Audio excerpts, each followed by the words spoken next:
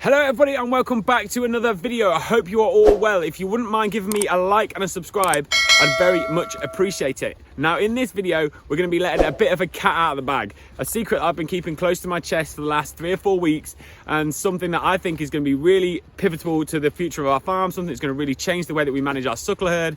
And I also think it's going to be quite a cool little journey that you guys can follow along with and see how we progress and see how this whole thing works out for us. So without further ado, I hope you enjoy what you see. So here it is, finally, after all of the head scratching and deliberation and everything else that gets involved when you make a big decision, I bought some cows!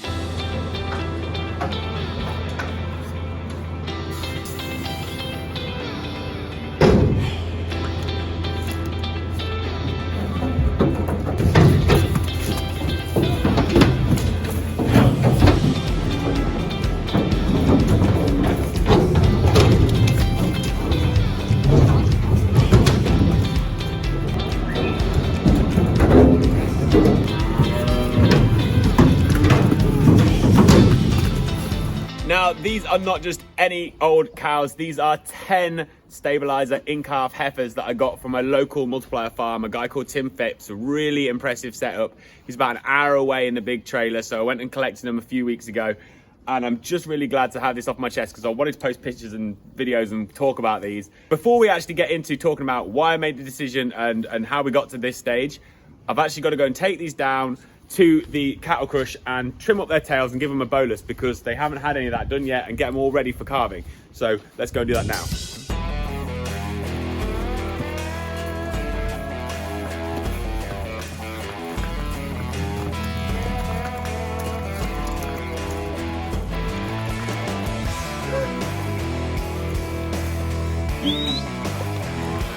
Come on, gal.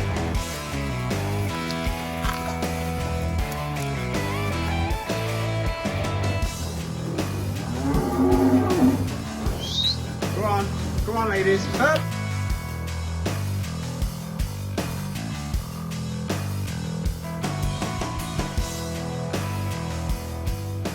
Well, as you can see, they were actually an absolute dream. I didn't really know what to expect. I thought they could play up a little bit because when you have cows, that's the first time they were through our race and our handling system. So it's all new to them. They're in a new place, on a new farm. And sometimes when you put cattle in that situation, they can play up a little bit because they're just unsure of it all.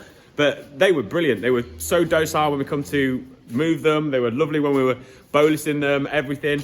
And docility is something that's really important to the Stabiliser group and to the Stabiliser Cattle Company and all of their multiplier farms as well. They have like a zero tolerance on any kind of aggression, which is really important, I suppose, because cattle are dangerous enough just being around them without having them with any kind of anger. So yeah, really, really pleased with just their attitude in general.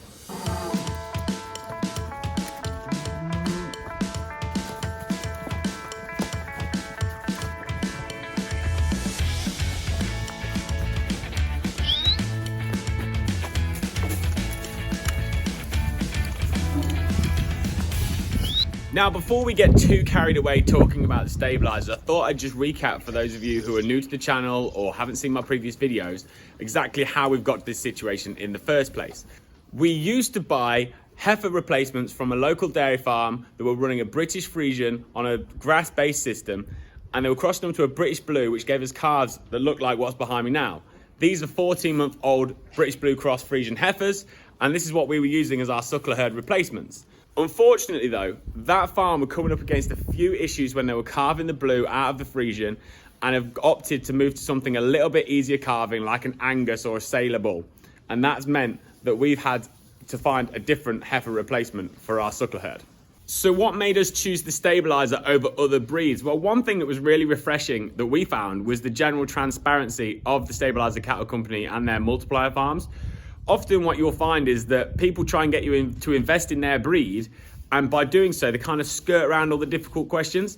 Whereas any question we asked these guys, they had an answer, even if they thought it wasn't going to be what we wanted to hear. The other thing that I think was really interesting is they have so much information on their website. You can go on there and honestly read for days about stabilizer cows, about scientific studies that have been done. They've all been peer reviewed and God knows what else. Something else we really liked is that these animals are bred to be a suckler cow, first and foremost, above all else. That's why they were made. That's why the genetics are in there. That's why all the crosses were done to create the stabilizer, because they wanted to create the ultimate suckler cow.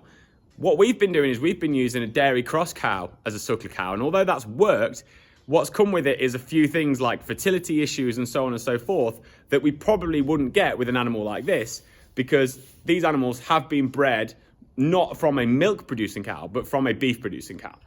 Another big positive was also the fact that they use EBVs for their bulls. We've used EBVs when buying bulls for the last 10 or 12 years, and we found that it's made a really big difference in the calves that we produce.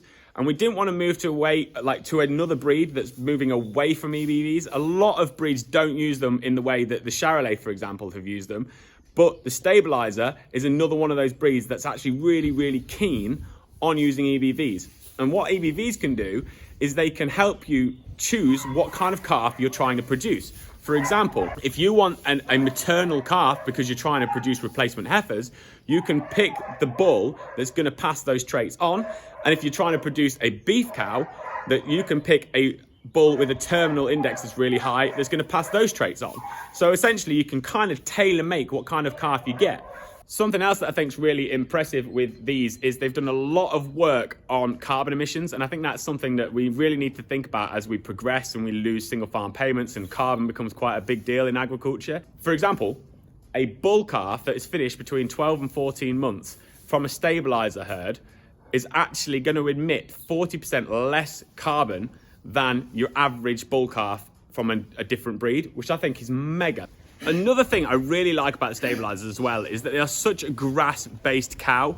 They're essentially genetically bred to produce beef from grass, and it's something that we're trying to do more of. We're trying to get more grazing into our arable rotation. We're trying to do more off of grass in general. And although we feed concentrates to some of our young stock and we feed a mixture to some of our young stock, we don't feed anything to our cattle. And if we can have cows that thrive off of that and thrive off of not even quality grass, just general boring old grass, then that's going to help us be more profitable in the future. And last but not least, one thing that I really like is they come in black and in red. And I know that we've had like a blue cross cow, so we've had like a white and blue patchwork quilt of cow, but these at the side of my drive are going to look really nice. I went for the red over the black because around here a lot of people have black cows, and they generally tend to be Angus, and I didn't want people to think that we'd gone down the Angus route, not because there's anything wrong with Angus, but just because I didn't want people to get mixed up with what we were trying to do here. I think these red cows look lovely, and that's kind of the route that I want to go now. If I'll keep the red cow, and if this all works out to plan, that's the way we'll have like a whole herd of red stabilizers.